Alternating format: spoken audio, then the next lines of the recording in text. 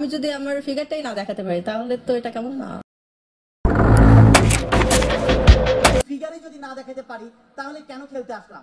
জনপ্রিয় তারকাদের অংশগ্রহণে গত 5 মে সেলিব্রিটি চ্যাম্পিয়ন ট্রফি 2025-এর উদ্বোধন হয়। টি-20 ফরম্যাটে আয়োজিত 20 দিন ব্যাপী এই টুর্নামেন্টে অংশ নেয় 4টি দল। দলগুলো হলো টাইটান্স, নাইট রাইডার্স, জেবিকা, কিংস ও স্বপ্নধারা স্পোর্টস। দর্শকদের বিনোদন দেওয়ার পাশাপাশি নিজেদের প্রতিভা এবং পারস্পরিক সম্পর্ক আরও শক্তিশালী করার লক্ষ্যে মূলত সেলিব্রিটি চ্যাম্পিয়ন্স ট্রফির আয়োজন করা হয়। তবে এবারের আসরে ক্রিকেট খেলা অপেক্ষা অশ্লীলতায় বেশি ধরা পড়ে দর্শকদের চোখে। তারকাদের অশ্লীল অঙ্গভঙ্গি ও পোশাক নিয়ে নেট দুনিয়ায় শুরু হয় আলোচনা ও সমালোচনা।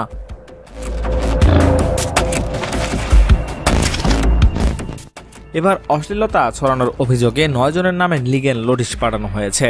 নোটিশের তালিকায় প্রথমে উঠে এসেছে ডিরেক্টর প্রবীর রয় চৌধুরীর নাম। এরপর রয়েছে নির্মাতা গিয়াসউদ্দিন সেলিম, তানিম রহমান অংশু, অভিনেত্রী মরিয়ম মিম, সিনথিয়া ইসলাম, কিয়া পায়েল, মারুফ আক্তার জামান, মডেল শাম্মী ইসলাম নীলা ও আলশানার নামে।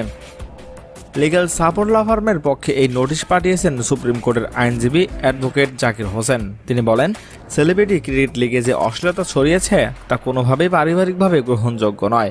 ক্রিকেট একটি সম্মানজনক খেলা, অথচ এই টুর্নামেন্টে কিছু নারী খেলোয়াড় এমন পোশাক ও আচরণ অংশ নিয়েছে যা অশালীল ও দৃষ্টিকটু। এটি সরাসরি ক্রিকেটের ইজ্জত নষ্ট করছে।